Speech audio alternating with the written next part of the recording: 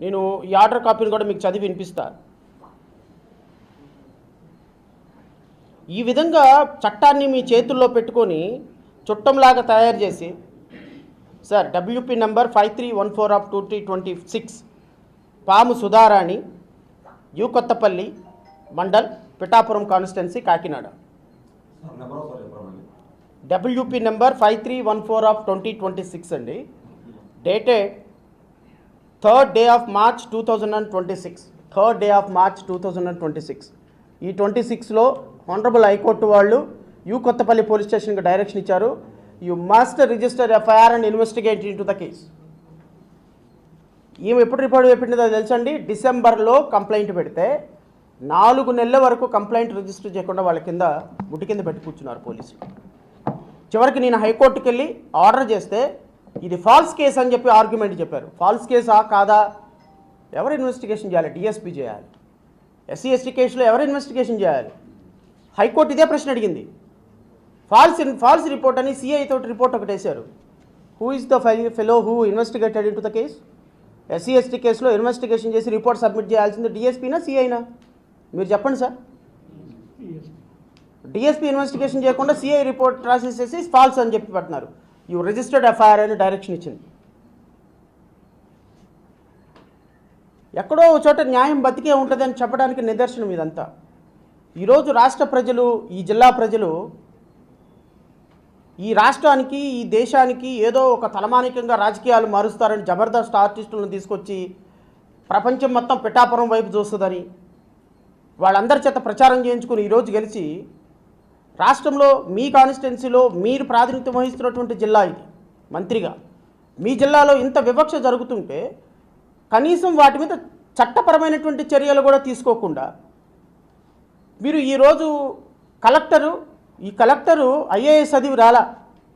Kakinada collector IAS చదివి రాలేదండి. Kakinada collector ఖుషీ సినిమాలు చూసి, గుడుంబా శంకర్ సినిమాలు చూసి, పవన్ కళ్యాణ్ పెట్టినటువంటి పరీక్షల్లో పాస్ అయ్యి వచ్చి కలెక్టర్ అయినట్టు బిహేవ్ చేస్తున్నాడు. Now is behaving like that. నేను చాలా స్పష్టమైనటువంటి ఆరోపణ చేస్తున్నా కలెక్టర్ మీద. ఈ రాష్ట్రంలో, ఈ జిల్లాలో కలెక్టరు పూర్తిగా జనసేన పార్టీకి తొత్తుగా పనిచేస్తున్నాడు. అవునా కదా కృష్ణ గారు? డెఫినెట్గా 100%. ఆయన కాకినాడ కలెక్టర్ గారు, పిఠాపురానికి కలెక్టర్ గారు. This is a feedback. ఈ విధంగా మీరు చెప్పేది ఒకటి, చేసేది ఒకటి. మీకు స్పష్టమైనటువంటి ఉదాహరణ ఇస్తానండి మీడియా సోదరులు. ఎందుకంటే విజయవాడ మీడియాని ఫేస్ చేయగలుగుతానేమో కానీ కాకినాడ, రాజమండ్రి మీడియాని నేను ఫేస్ చేయలేను. ఎందుకంటే మీరు చాలా చాలా అడ్వాన్స్గా ఉంటారు. మీరు చెప్పండి సార్, నాకు ఈ దేశంలో ఏ రోజైనా ఒక ఎమ్మెల్యే, సార్ తప్పో రైటా అమ్మాయి పక్కన పెడదాం సార్, ఒక పాప, ఒక లేడీ, ఒక ఎమ్మెల్యే, ఆ అమ్మాయి భర్త ఉన్నాడు, పిల్లోడు ఉన్నాడు, తప్పు చేశాడు, తప్పు చేసిందా లేదా అనేది చట్టం చూసుకుంటూ అది పక్కన పెట్టేద్దాం. ఒక మహిళ, ఫస్ట్ షీజ్ అ ఉమెన్. ఒక ఎమ్మెల్యే తనను లోబర్చుకొని తన భర్తని, తన బిడ్డని చంపేస్తాను అని నాతో పలు సందర్భాల్లో నాకు ప్రెగ్నెన్సీ రావడానికి కానీ, లేకపోతే నన్ను థ్రెటన్ చేశాడు, ఇంకోటి చేశాడు, నా ఇష్టానికి వ్యతిరేకంగా నన్ను థ్రెటన్ చేశాడు అంటే ఈ దేశంలో ఎఫ్ఐఆర్ కట్టకుండా ఉన్నటువంటి చరిత్ర మీ దృష్టిలో ఏదైనా ఉందా నాకు చెప్పండి. ఎమ్మెల్యే మీద 2.5 లక్షల మందికి ప్రాతినిధ్యం వహిస్తున్నటువంటి ఒక ఎమ్మెల్యే ఒక సాధారణమైన జూనియర్ అసిస్టెంట్ చేతిలో మోసపోయి, ఒక సాధారణమైనటువంటి జూనియర్ అసిస్టెంట్ భయపెడితే భయపడే స్థితిలో ఉన్నది ఈ దేశంలో, రాష్ట్రంలో పరిపాలన అని మీరు నమ్మితే నాకు చెప్పండి సార్. ఆ అమ్మాయి మీద కేసు పెట్టి 2 కేసులు పెట్టి ఆ 2 కేసెస్లో ఆ అమ్మాయికి కండిషనల్ బెయిల్, అంటే నువ్వు ఈ కేసు గురించి బయట మాట్లాడొద్దని హైకోర్టు చేత కండిషన్ బెయిల్ ఇప్పించినటువంటి, హైకోర్టు చేత కండిషన్ బెయిల్ పెట్టించుకునే స్థాయికి పవన్ కళ్యాణ్ రాజకీయం వచ్చింది అంటే, పవన్ కళ్యాణ్ ఎమ్మెల్యే, పవన్ కళ్యాణ్ పార్టీలో ఎమ్మెల్యేగా ఉన్నటువంటి ఒక వ్యక్తి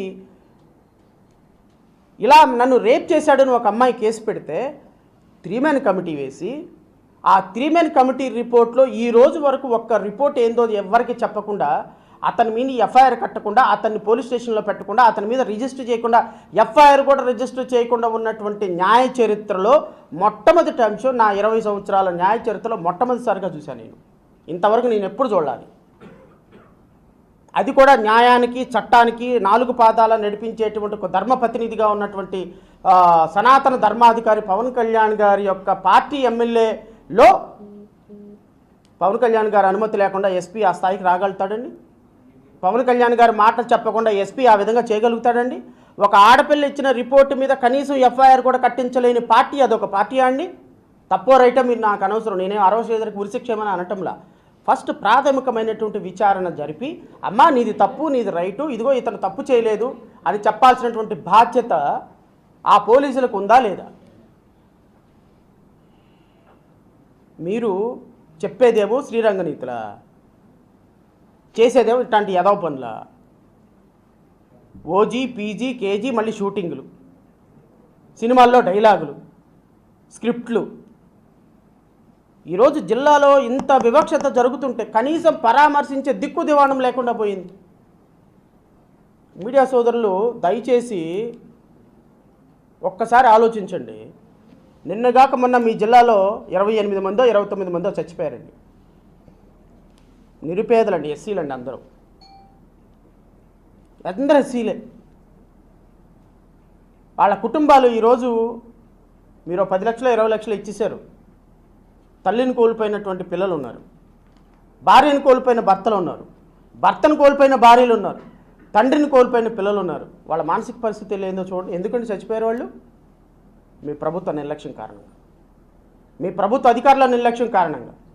ఇదే పవన్ కళ్యాణ్ అసెంబ్లీలో చెప్తాడు, పొల్యూషన్ కంట్రోల్ బోర్డ్ పర్మిషన్ లేకుండా ఫ్యాక్టరీలు నడుపుతున్నాయి చాలా ఫ్యాక్టరీలు, పొల్యూషన్ తీసుకొని నడపండి అని అడిగితే పర్మిషన్ చాలా ఫ్యాక్టరీలు వెళ్ళిపోతాయి, మూతపడిపోతాయి, ఉపాధి అవసరం కదా, కాబట్టి చూసి చూడనట్టు వెళ్లాల్సినటువంటి బాధ్యత కూడా మా మీద ఉన్నది అనేటువంటి ఒక ఇర్రెస్పాన్సిబుల్ స్టేట్మెంట్ ఈ made in the open assembly. ఇట్లాంటి ప్రజాప్రతినిధి అంటే మనకు కావాల్సింది. ఈరోజు మొన్న జరిగిన ఇన్సిడెంట్ వల్ల రాష్ట్రం మొత్తం సర్వే చేస్తే 67% పరిశ్రమలకి pollution control board, fire department ఎన్ఓసీలే లేవు. మరి ఆ ఇన్సిడెంట్ జరగకపోతే అవి ఇప్పుడు కూడా నడుస్తూ ఉండేగా? వాటిని ఇన్సిడెంట్ జరిగిన తర్వాత దాహం వేసిన తర్వాత బాయి తవ్వుతారా? వాటిని ఇన్సిడెంట్ జరిగింది కాబట్టి మిగతా ఫ్యాక్టరీని ఈరోజు మూపిస్తారా? మీరు ఈరోజు పర్మిషన్ తీసుకోండి అని అడుగుతారా? అంటే 30 మంది చచ్చిపోయిన తర్వాత అప్పుడు మీకు తెలిసి వచ్చిందా పర్మిషన్ లేకుండా నడుస్తున్నాయని? ఈ రాష్ట్ర ప్రజలకు తెలియని కొన్ని వందల అంశాలండి, ప్రతి అంశాన్ని నేను చెప్పలేను. కోల్డ్ స్టోరేజ్లు అండి, రాష్ట్రంలో ఒక గుంటూరు జిల్లాలో 106 కోల్డ్ స్టోరేజ్లు ఉన్నాయండి. పత్తి, మిర్చి అన్నీ కూడా ఆ వాటిల్లో పెట్టుకుంటారు రైతులు. ఒక్క కోల్డ్ స్టోరేజ్కి ఫైర్ పర్మిషన్ ఉండదు, ఒక్క కోల్డ్ స్టోరేజ్కి consent of operation from pollution board ఉండదు. ఎందుకు ఉండదు అంటే ప్రతి నెల 10,000 రూపాయలు ఒక్కొక్క కోల్డ్ స్టోరేజ్ ఫైర్ డిపార్ట్మెంట్కి, పొల్యూషన్ డిపార్ట్మెంట్కి ఇస్తున్నారు. 10 లక్షల రూపాయలు పొల్యూషన్ కంట్రోల్ బోర్డు, 10 లక్షల రూపాయలు ఫైర్ డిపార్ట్మెంట్ నడుపుకోండి. ఈ మధ్యకాలంలో ఒక ఫైర్ యాక్సిడెంట్ జరిగింది. ఒక కోల్డ్ స్టోరేజ్ తగలబడిపోయింది. మీలాంటి రైతులు, మాలాంటి వాళ్ళు దాంట్లో దాచిపెట్టుకున్నటువంటి పంట మొత్తం కాలిపోయింది. కాలిపోతే ఇన్సూరెన్స్ క్లెయిమ్ చేసుకోవడానికి వెళ్తే ఆ కోల్డ్ స్టోరేజ్కి consent of operations pollution board permission లేదు, ఫైర్ డిపార్ట్మెంట్ పర్మిషన్ లేదు, ఇన్సూరెన్స్ రద్దు గెట్ అవుట్ అన్నారు.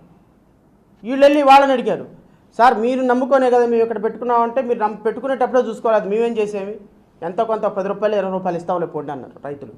నెత్తి నోరు కొట్టుకునే రైతులు కోర్టుల చుట్టూ తిరుగుతున్నారు. ఇది ఎవరి ప్రాబ్లం అండి? అధికారుల ప్రాబ్లం కదా? అధికారులను కొమ్ము కాస్తున్న ఎమ్మెల్యేలు, మినిస్టర్ల ప్రాబ్లం కదా? ఈ డిపార్ట్మెంట్ను హోల్డ్ చేస్తున్న పవన్ కళ్యాణ్ ప్రాబ్లం కదా ఇదంతా? ఈరోజు నిన్న జరిగినటువంటి పి గన్నవరం కాన్స్టిట్యున్సీలో జరిగినటువంటి అంశాన్ని, ఆ బాధితులను పరామర్శించడానికి వెళ్తున్నాం ఈరోజు. అలాగే మామిడి కుదురులో ధూమ్ ధడక్ ప్రోగ్రాం కూడా ఉన్నది కాబట్టి ఈరోజు కాకినాడ రావాల్సినటువంటి మీ అందరితోటి ముచ్చటించేటువంటి అవకాశం నాకు దొరికింది. ఈరోజు బాధితులను పరామర్శించడానికి వెళ్తున్నాం. మా పార్టీ ఖచ్చితంగా వాళ్ళకి అండగా ఉంటుంది. నేనేమంటానంటే ఇది ఏ కమ్యూనిటీ అయినా కానీ, ఈవెన్ రేపొద్దున ఎస్సీ నిధులతో వేసినటువంటి రోడ్డు మీద ఒక అగ్రవర్ణాలకు సంబంధించినటువంటి వ్యక్తి చనిపోయినప్పుడు వెళ్తున్నప్పుడు కూడా అబ్జెక్షన్ చేయకూడదు. Because we are living in a democratic society.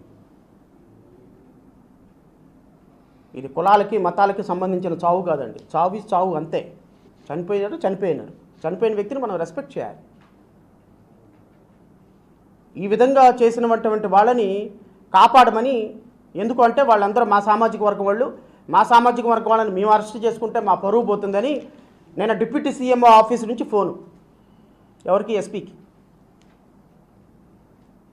Deputy CM office నుంచి ఫోన్ చేసి ఆ సామాజిక వర్గంలో ఎస్సీ ఎస్టీ కేసు పెట్టారు, వాళ్ళని అరెస్ట్ చేయొద్దు, స్టేషన్ బయలు ఇచ్చి పంపించేసేయండి, మీరు అరెస్ట్ చేస్తే మళ్ళీ మా సామాజిక వర్గం మా మీద నమ్మకం కోల్పోతుందని డీసీఎంఓ ఆఫీస్ నుంచి ఫోన్ చేసి చెప్పే స్థాయికి ఒక ఉప ముఖ్యమంత్రి దిగజారిపోయారు అంటే ఒక్కసారి ఆలోచించమని కోరుతున్నాం. మా పార్టీ నుంచి చాలా స్పష్టమైన డిమాండ్ చేస్తున్నాం. నిన్న జరిగినటువంటి ఇన్సిడెంట్లో ప్రతి ఒక్క బాధితుల్ని, వారిని పోలీసులు, ఎస్పీ, కలెక్టర్ పరామర్శించాలి. తప్పనిసరిగా ఎఫ్ఐఆర్ అయినటువంటి నిందితులను అరెస్ట్ చేయాలి. భవిష్యత్తులో ఈ విధమైనటువంటి ఇన్సిడెంట్ జరగకుండా ఉండాలంటే వాళ్ళ రిమాండ్ చూపించాలి. రిమాండ్కి పెడితే తప్ప జిల్లాలో అవేర్నెస్ రాదు. మీరు స్టేషన్ బయలు ఉప ముఖ్యమంత్రి పవన్ కళ్యాణ్ చెప్పాడు కదా, వాళ్ళు చెప్పారు కదా, ఈ చెప్పారు కదా, యూ కొత్తపల్లిలో చేసినట్టుగా కనుక మీరు చేశారు అంటే ఖచ్చితంగా న్యాయస్థానాల్లో మాత్రం మిమ్మల్ని దోషులుగా నిలబెట్టాల్సిన పరిస్థితి ఉంటుంది. ఇప్పటికే ప్రజల్లో దోషులుగా నిలబడ్డారు. Please subscribe .news.